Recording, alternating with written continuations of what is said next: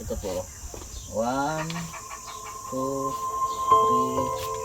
4, 5, 6, 7, 8, 9, 10,000 po. 500, 600, 700, 850. Palakpakan.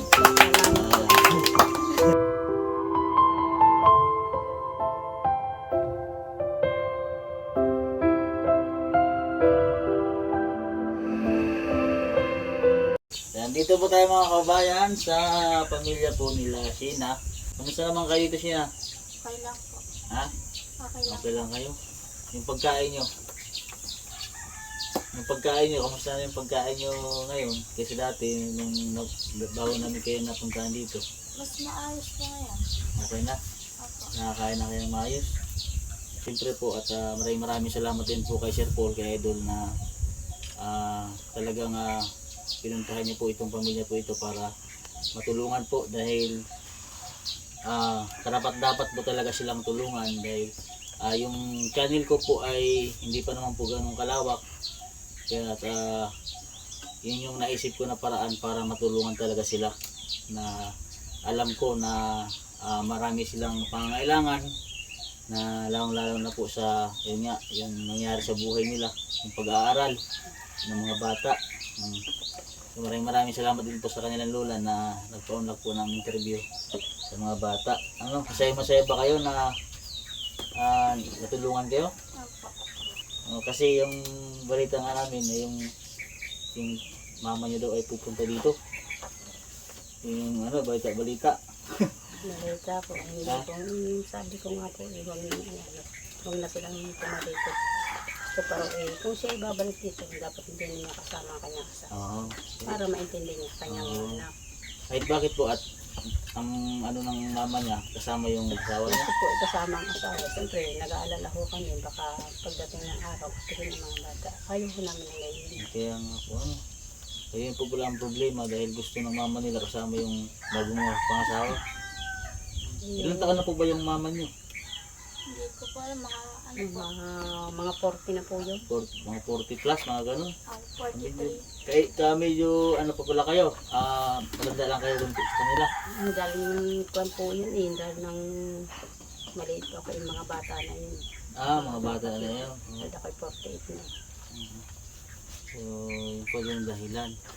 So, Siya na may babalik, bet ba hindi naman siya tatanggapin para maintindihan niya kanya mga. Kaso mo po, kasama po sir, yung kanyang asawa, hindi ko naman siya matatanggap. Balik, ang tatanggapin nyo naman po pala sila pag bumalik siya dito, na hindi kasama yung kanyang asawa. Kanyang asawa. Ayun. So, tatanggapin naman po pala ni nanay. Dahil sir, ang pag kasama ang asawa, siyempre, makaapiin ng mga bata, lalong kawa-kawa. So, paano po ngayon po ay balak na papagawa na po sila ng bahay. Paano pag ano ba dumating bigla yung nanay niyo, may bahay na kayo, maganda ng bahay niyo. Na siya lang mag-isa. Magiging magiging masaya ba kayo? Na magiging kumpleto kayo? Tatanggapin yung mama niyo.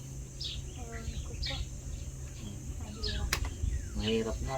So, baka po ay meron po talaga sa ngayon parang mabigat po sa kalooban nila na tumanggap po ng mama nila kasi sa naranasan nga po nila so ayun ay kahit magkabaliktad naman ang mundo ayun ay mga magulang niyo pa rin, papasalamatin pa rin natin dahil kung hindi dahil sa kanila wala po tayo dito sa mundong ibabaw. Sir, kung sila po mabibigyan ng tulong, mas magaling ang sila yung magulang.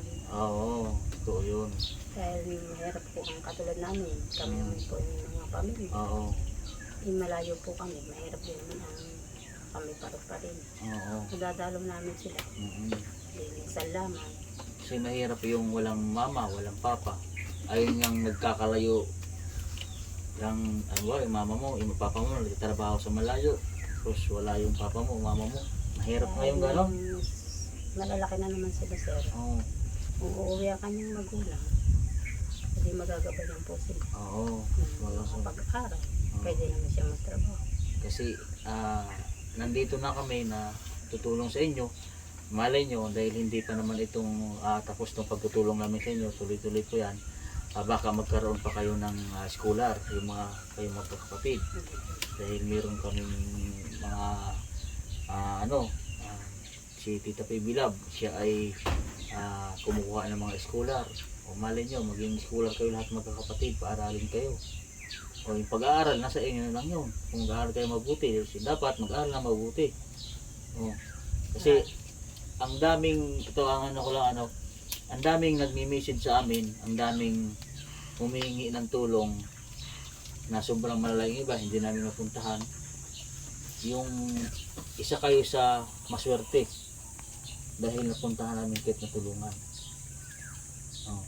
Yun, pagka dumating yung point na gano'n na magkaroon kayo na lalo na sa pag-aaral, pahalagahan nyo yung pag-aaral kasi number 1 yun, yung pag-aaral. So ngayon ay mayroong nagpaabot kasi ng tulong sa akin, at ito po ay sinabi po sa akin ni Sir Paul, ito po sana iabot ko kasi kay Idol po Bumbehero. Ang sabi niya po sa akin, ako na po daw yung mag-abot para sa kanila. Ito po ay pinapabigay po ni Ma'am Pasita and Lisa Bulusan. Ito po ay magkapatid from California po. Yan, maraming salamat po ma'am sa inyong tulong po sa pamilya po nila. At nagpadala po si ma'am ng 10,850 pesos. So, ang gagawin dito ay sino ang mga alaga sa pera? Ang si Lola nyo. Ito ay ibibigay ko kay Lola kasi si Lola mo kilala ko naman. So, ito ay ibibigay ko sa Lola nyo, at ito na ay pangkuha doon sa kanilang mga record school. Tapos anong bang natigil kayo ngayong taon o nag-aral pa kayo? Ano po? Nag-aral ka po kami. Nag-aral? Umuwi po kami dito. Tigil na po. Baka makausap pa natin yung school dyan. Baka pwede pa kayong mag-transfer para matuloy yung pag-aaral nyo. Ano? Sana nga. Oo. Makausap natin yung principal. Sa sunod na punta ko, kung okay na po yung mga record, baka makiusapan pa natin matransfer kayo, makapag-aaral pa kayo ulit. Tawag na lang tayo sa inyo. Oo. Paayos natin. Oo. Kunin natin yung mga record nyo doon. Sino ba ang nag-aaral dito? Lahat kayo. Ikaw anong grade nga? Grade 8 ka na. Pero ito napasok nito ng grade 8. Nagawa, baka makausap natin yung ang grade 8 doon na yun sa school, sa bayan. Ito yung mga bata, dyan lang malapit. Pagkasuyo po kayo, ito po ay ipapaabot sa inyo na tulong para panggastos po. Bago yung tira ay sa inyo naman po, pang budget nila. Ito, sir. Ayan. So ito po, maraming salamat po ma'am. Sa iyong Maraming tulong. salamat po Kaya sa inyo. anong masabi nyo kay ma'am? Salamat Ma'am po. Lisa. Ayun. Maraming salamat po. Ayun, kay Ma'am Lisa at kay Ma'am Pasita. Ayan. Ito.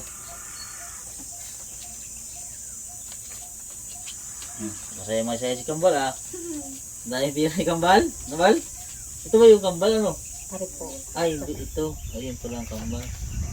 Kayo lang mo ko ito ibibigay. Ito po. 1, 2, 3, 4, 5, 6, 7, 8, 9, 10,000 po. 500, 600, 700, 850. Palakpakan. Salamat po. Salamat po ng marami sa tulong ninyo. Yan na kayo na po ang bahala po dyan sa pera. Kayo po ay pagkatiwalaan po namin na pag-handle po sa pera sa mga bata. Opo. Sana. Sila po ay pangangailangan. Oo. Sabi nila sa akin, ito wala po kaming ganun. Ulam, ibigay niyo po kami. Ibigay ko po. Kasi mahirap po kasi din dito sa bahay po na nila ito. Baka kasi open po lahat. Para pagka baka sila ay napasukan dito ay wala naman pong din alam sa lugar siguro na ito dito. Ang tita, Meron po din. meron din. Yun nga. At Dahil daan po ito eh. Hindi bahay po kasi nakasiguran. ng daan. Mahirap po, baka po sila ipasukin dito at baka pagkukuhan po ang pera. Lalo na ngayon dahil nakilala na sila. Ayun po Sa inyo po mga kabayan, maraming salamat po ulit kay Ma'am Pasita and Lisa Bulusan from California sa tulong po sa pamilya po nila Shayna, ano? Sa'yo na po. Shaina at Shina. So, Shina? Shaira. Ayan. At sa lahat po ng mga viewers po natin at subscriber, maraming salamat po. At sa mga bagong subscriber po natin dyan, maraming salamat po. At sa lahat po na hindi po nag-skip ng ads, at sana lumawak po yung ating mga subscriber. Maraming salamat po sa inyo mga kababayan. Yan, kay Sai dyan, nakakamera, apo at inanay. Apo yan, maraming salamat po mga kababayan. Dito na lang po ang vlog ko. God bless po at magandang umaga sa atin lahat.